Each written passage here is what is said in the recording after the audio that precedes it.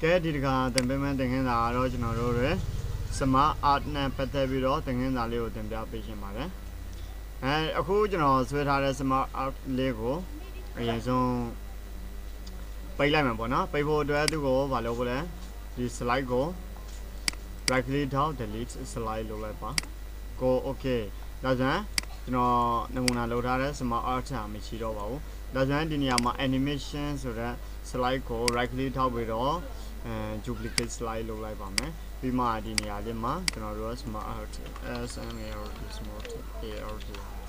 smart ये बात में smart ये आवाज़ कौन ले वो दिखनी है था वो इधर delete नहीं लगा के पियाँ तो ना रो smart art थे वो तो insert को तो हमारे पास है दिनिया में PowerPoint में भी ना Microsoft Office PowerPoint में भी Microsoft Word में भी ऐसे में भी तो कुछ चीज़ें हैं जो है insert को तो भी हमारे पास है के दादा हैं जो ना रो smart art table အတွက် insert ကိုတော့မယ် insert ကနေပြီးတော့ smart art ကိုနှိပ်မယ် smart art မှာprocess ကနေပြီးတော့ဝင်တော့လိုက်ပေါ့နော်ဒီနေရာမှာလည်းကိုကြိုက်တဲ့ပုံစံလေးတွေအများကြီးလုပ်လို့ရပါတယ်ဒါမှကျွန်တော်အနေနဲ့ဒီနေရာမှာဒီပုံစံလေးတွေကိုထည့်ချင်တယ်ပေါ့နော်ပြီးရင် okay နှိပ်လိုက်ပါဒီပုံစံတစ်ခုရလာပြီဆိုရင်ဒီဘက်ဘေးလေးမှာညားလေးရှိတယ်ဒီညားလေးကို type your text here ဆိုတဲ့နေရာမှာရေးပလိုက်ပေါ့နော်ဥပမာ step 1 s t e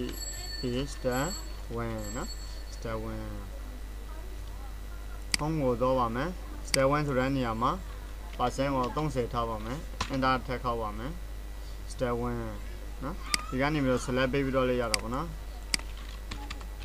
30 enter ခေါက်ပြန်ဒီနေရာမှာ step 2 s t e p step 2 step 2 30 enter ခေါက်နော် step 2 step 2 step 3နော် step 3ရိုက်ထည့်ပါမယ်ရိုက်ထည့်ပြီးတော့ဒီနေရာလေးမှာဒီ home tab ribbon ရဲ့အောက်မှာ30ထားပါမယ် enter ခေါက်ပါမယ် step 1 step 3 step 4ဒါဆိုရင် smart art ပုံစံမျိုးလေးတွေရတော့ပြီပေါ့နော်ပြီးရင်ဒီကောင်လေးကိုပိတ်လိုက်တကယ်လို့ပြင်ချင်းတယ်ဆိုရင်လည်းပြင်လို့ရတာပေါ့နော်ဒီမျိုးဒီမှာကိုကြိုက်တာရေးထည့်လို့ရတယ်ပြအများကြီးရေးထည့်လို့ရတော့ပေါ့နော်ပြီးရင်ဒီမှာပိတ်လိုက်ဒါဆိုရင် step smart art ပုံစံမျိုးလောက်တာပါ smart art ဆိုတာခုနက insert ထဲက smart art ပုံစံမျိုးပေါ့နော်ဒါလေးတွေကို smart art လုပ်တယ်လို့ခေါ်တယ်နောက်ထပ်တစ်ခုကကျွန်တော်တို့ပုံစံလေးတွေပြောင်းထည့်လို့လည်းရသေးတာပေါ့နော်ဒီပုံစံမကြိုက်ဘူးဆိုရင်ကျွန်တော်တို့လည်း delete လုပ်လိုက်နော်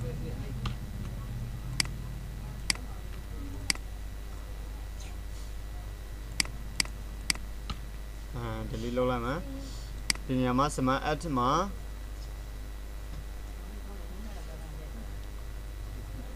smart art ကိုနှိပ်လိုက်ပါ smart art ကိုနှိပ်ပြီးတော့ all ရှိတယ်ဒီမှာ list ရှိတယ် list မှာလည်းသူပုံစံကိုအသုံးပြုမဲ့ပုံစံမျိုးလေးတွေပေါ့နော်ဆိုပါတော့နော်ဒီ step ကိုတော့မှဆိုရင် okay နှိပ်လိုက်ဒါဆိုရင်လည်း smart art ပုံစံမျိုးတွေရပါပြီဒီမှာစာရိုက်ထည့်ပါမယ်computer basic con pu cmpu dr computer basic basics computer basic နောက်တစ်ခုကနောက်ဒီနေရာမှာ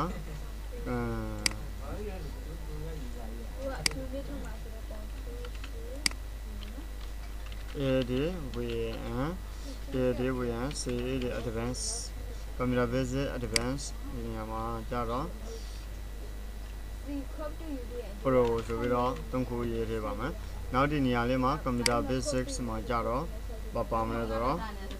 MICRO micro SO update Microsoft OFFI Office Microsoft Office Word review or the Word နောက်တစ်ခုက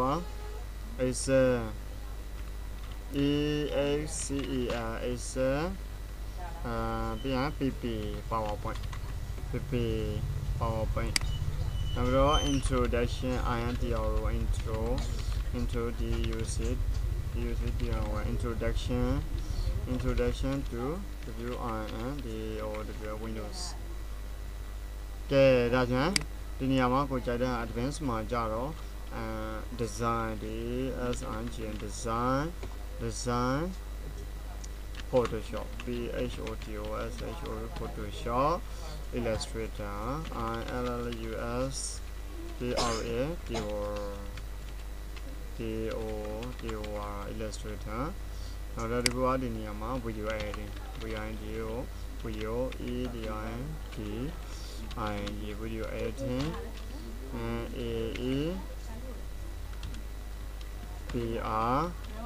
AEBR ကဲ pro မှာကြတော့ဆိုပါတော့A plus တင်မှာ A plus တင်မှာနောက်တော့ web web development ပေါ့နော် web ပေါ့နော်ကဲဒါဆိုရင် smart art လောက်တဲ့ပုံစံမျိုးတွေကဒီလိုပုံစံမျိုးတွေလောက်တာကို smart art လောက်တယ်လို့ခေါ်တာပေါ့နော်ပြီးရင် save လုပ်ပါမယ်ဒီသင်ခန်းစာကတော့ဒီလောက်ပဲပေါ့နော်